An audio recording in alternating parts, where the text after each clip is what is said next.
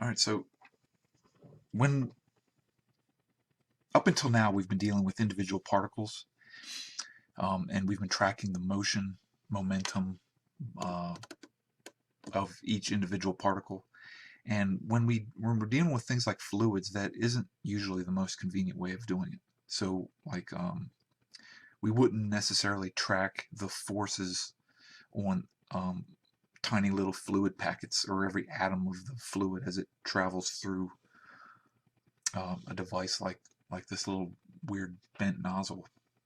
Okay, so we take another approach, a much more convenient approach for this situation, where we cordon off an area of interest, which in this case would be you know the inner walls of this nozzle, and we call it that's called a control volume. And now we can just monitor the momentum that is entering as well as the momentum that's leaving the um, the control volume. In general, in general, it is possible for momentum to be accumulating within the control volume, but what we say by steady is we've eliminated that.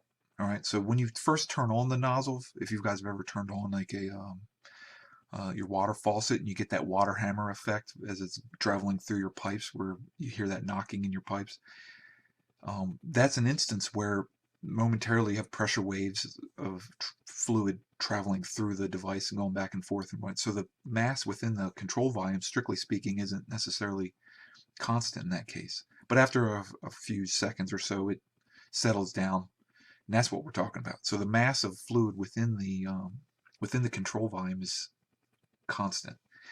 So therefore, what we mean by steady is that all the mass that's coming in must be leaving. Otherwise, it would be accumulating in here. So that's not happening. Um, However, we can still write down our governing equations, or the momentum equation. So in a situation like this, we may be interested in how much force is being generated by the nozzle on the fluid in order to um, change the fluid's behavior in the way that we've laid out. All right. So what's the time rate of change of momentum in this case? Well, in this case, the momentum coming in or the rate at which momentum is entering. So momentum in is equal to the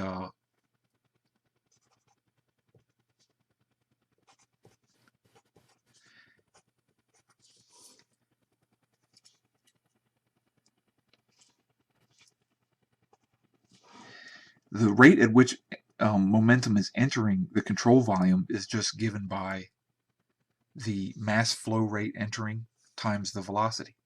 All right, and then it's leaving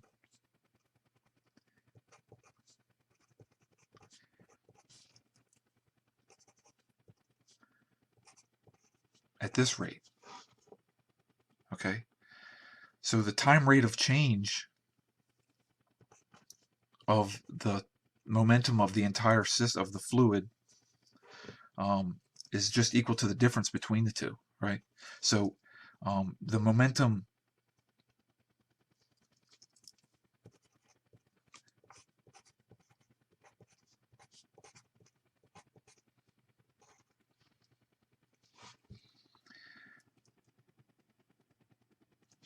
and then this must be equal to the amount of force that's being applied to the fluid.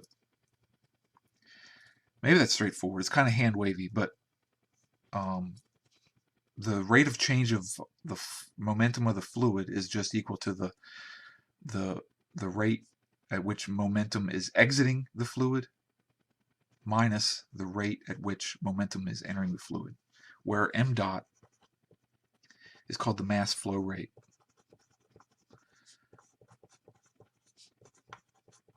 And it's has units of kilograms per second in the SI units. And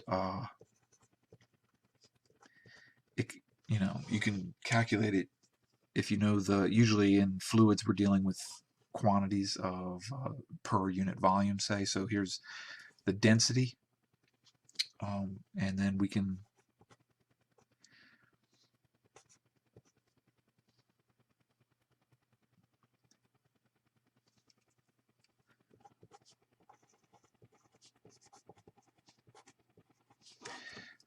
so the density times the area times the speed, and so you can area times velocity gives you volume per second, and then this is mass per unit volume.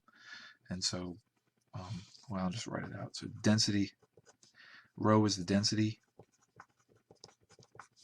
and it has kilograms per meter cubed. A is the area, that's the inlet area. So if this were a circle, it would be the, you know, pi times the radius squared.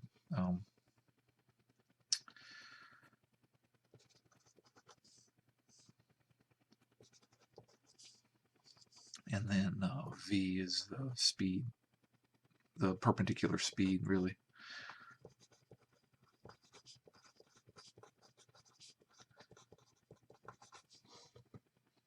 And that's, of course, in meters per second. So you can, so just as a consequence, if the mass in is equal to the mass out, so it means that these two quantities are equal, the density is going to, I mean, can be equal.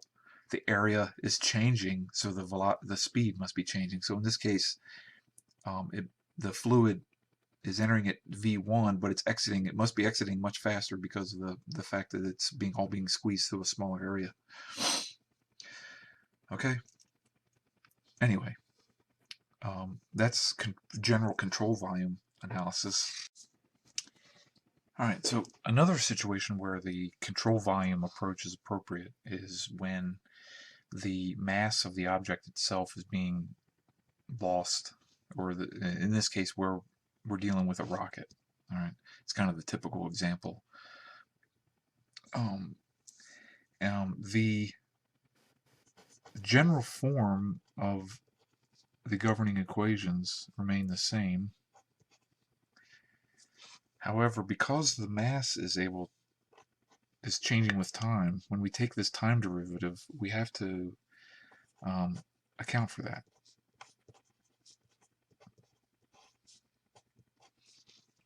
So we apply the product rule.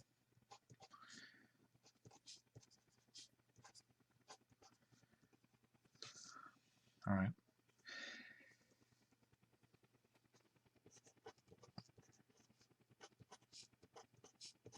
The forces that are acting on the rocket are the drag force due to air resistance, the weight of the rocket due to gravity, and then, of course, the thrust.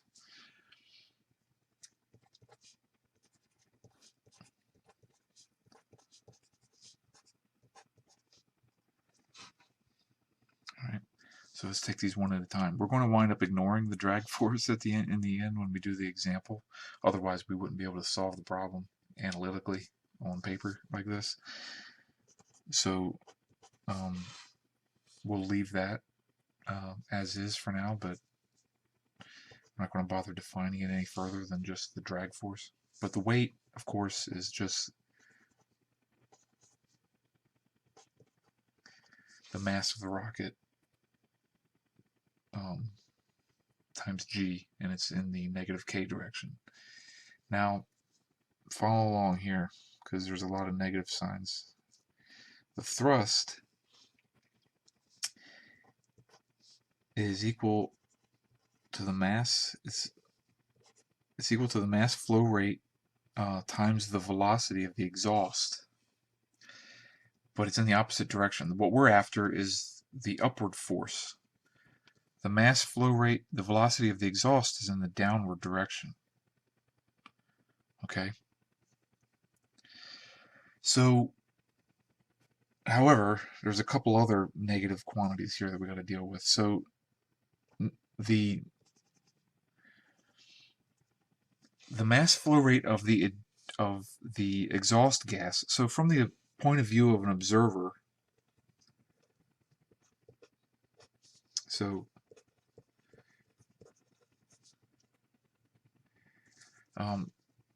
all these forces are from the point of view the observer, who constitutes an inertial frame, taken to be at the surface of the Earth. All right, so we're taking the surface of the Earth to be an inertial frame. That's an approximation, right? But it's, in this case, it's a valid approximation. All right, and so from the point of view of the observer, we have at the boundary, we have some force that's propelling exhaust gases down, accelerating these exhaust gases downward to this, at this velocity. Okay. And so therefore he would conclude that there is a downward force acting at the boundary on the exhaust gases. But what we're after is the equal and opposite upward force generated by this same interaction, right? Now, the mass flow rate of the exhaust gas has to come at the expense of the mass change within the rocket itself. So we're burning fuel, and so the mass of the rocket is decreasing, and that it decreases exactly by the amount that's being expelled out of the bottom. All right, so the thrust is equal but opposite in direction, equal in magnitude but opposite in direction to the momentum change in the exhaust gases as they're exiting. Okay, but the mass flow rate of the exhaust is equal to the negative of the rate of change of the rocket. So just to conclude, this is positive quantity. This is a negative quantity. So m dot is a negative quantity because the mass of the rocket is decreasing. Now also, there's another sign here that from the point of view of the observer,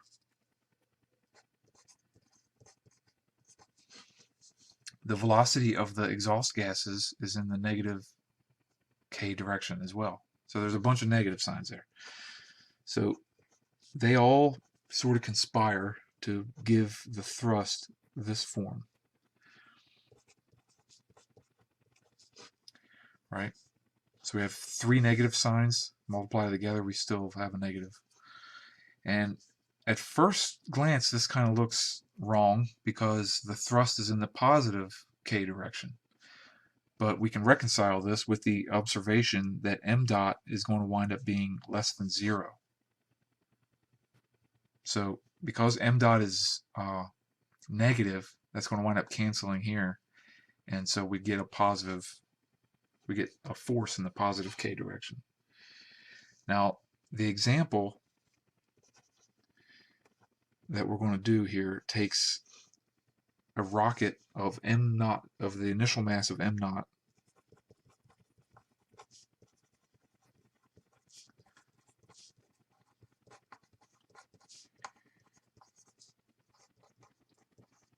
this is the total mass of the rocket plus the mass of the fuel.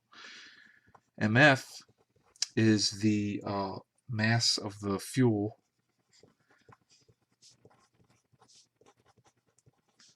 say the burnable fuel. You know, there could be some fuel that you need in the tank or something like that. Maybe you can't get to it or something. I don't know. But the amount of mass that we're going to be able to burn in a particular launch is mf. Now, as we discussed, the mass flow rate is equal to negative c, where c is just going to, this is just to make it explicit that the mass flow rate is negative, or I'm sorry, the rate of change of mass of the rocket is negative. It's decreasing, and c is greater than 0. So that's just the so that we're dealing with positive quantity, and c is also constant.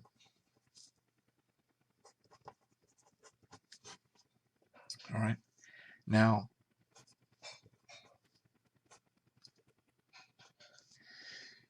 We're also going to be given the relative speed, so the speed that an observer riding on the rocket would notice the exhaust gas leaving the rocket.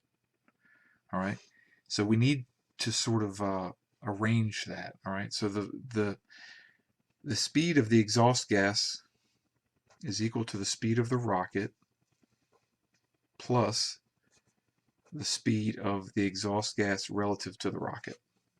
And this is the quantity that we're given. All right. And so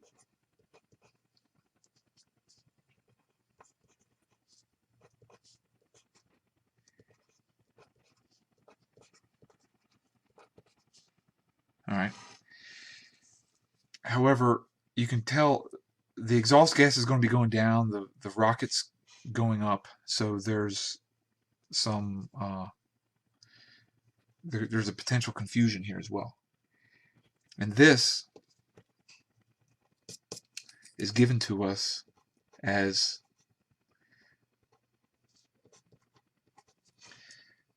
the magnitude of u, but it's in the negative k direction, clearly. So the exhaust gas is exiting faster. The exhaust gas is headed down faster than the rocket is heading up. All right, and that makes sense. If the exhaust gas were following the rocket or in the same general direction as the rocket, you wouldn't be producing any thrust from the point of view of the observer.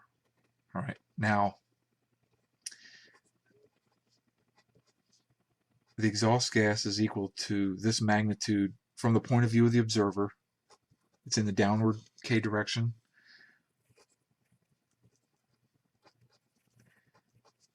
The velocity of the rocket is in the positive k direction. So it's just given the value v. So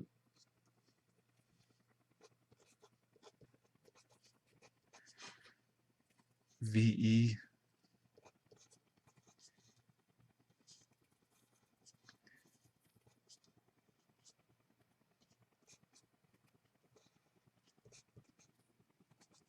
so U, we can conclude that U is equal to VE plus V. All right. So there's all this weird, sign manipulation here, but if you're very careful, you can kind of work your way through it. All right. And so what we're asked to find is the maximum speed the rocket attains when the fuel burns out.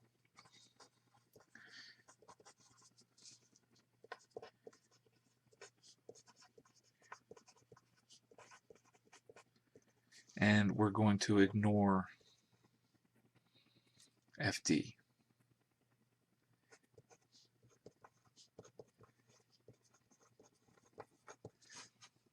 All right, so that we can solve the problem, really.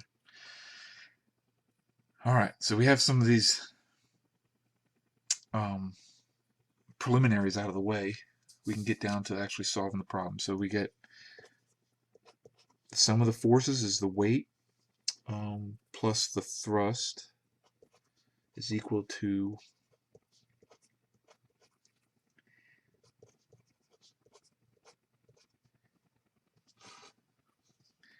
we can substitute in what we know in terms of component by component. So we get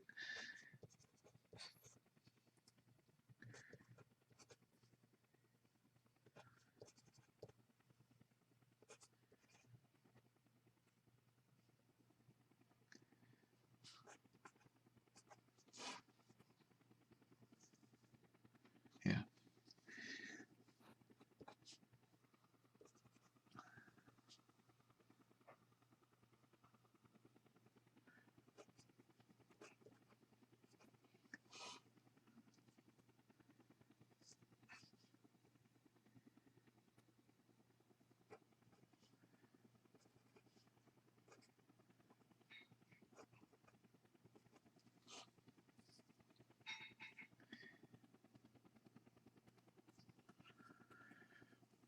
Now, every one of these is in the k direction, so this is just basically one big scalar equation.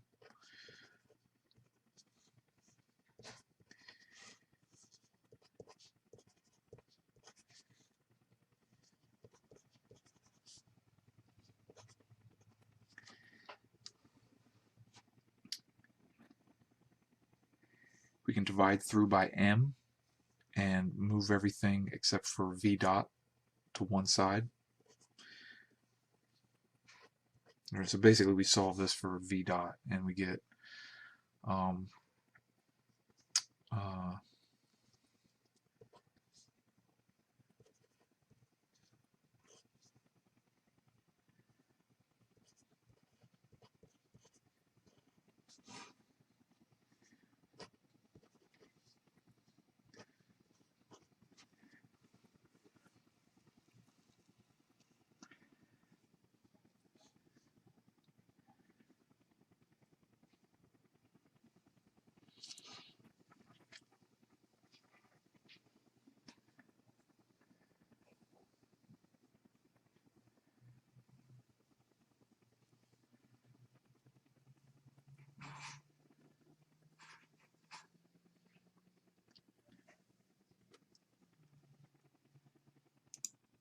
okay, I had to, there's a bunch of negative signs here. I had to make sure I had them all.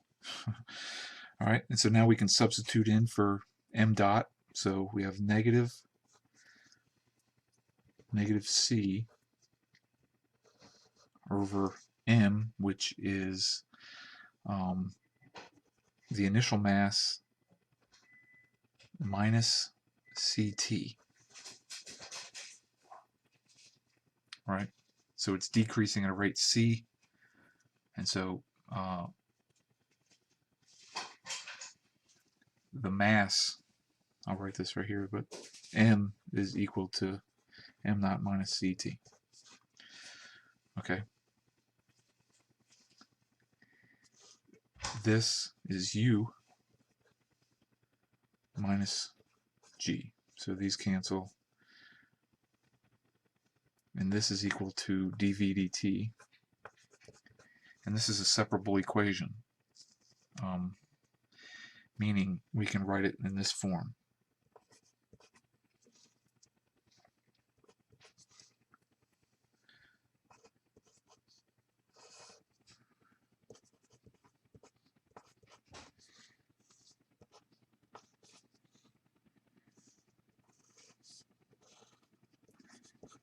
Where everything on the right is a function of time, or can be, or a constant. It's a function of time or a constant, and everything on the left is the velocity, a function of the velocity. And so we can integrate this from 0 to the final velocity, or this will be the v at the appropriate time, and we integrate this stuff on the right from 0 to that time. Okay, and so we get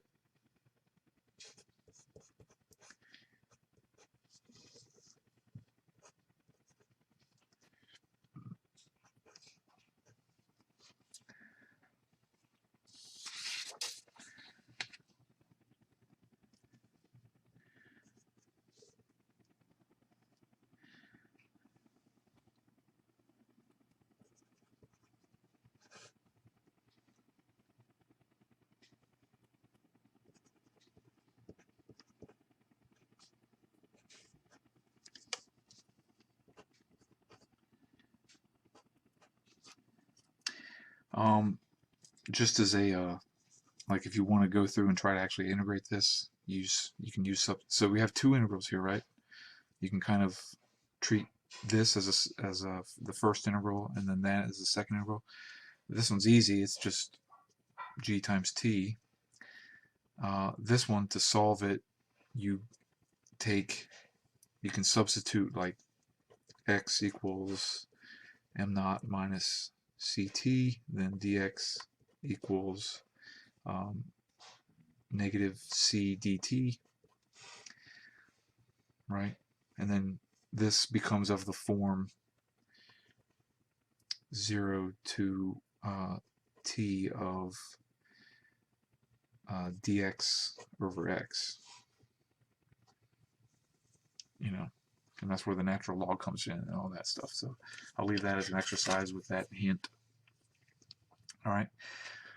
However, the question is, we have this much fuel to burn. How fast will we be going when we run out of fuel? So we have our speed as a function of time. The question is, how much time are we going to be able to burn? And then so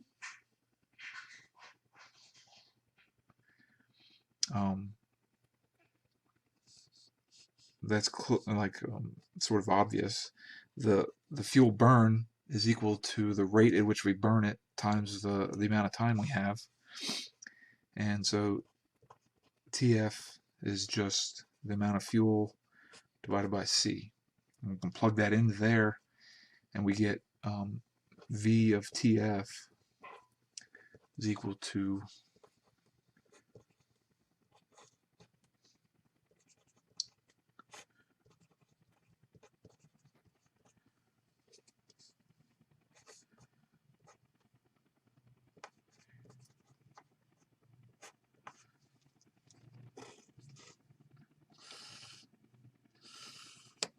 all right. Actually, it took me several tries to get that one in, but you know.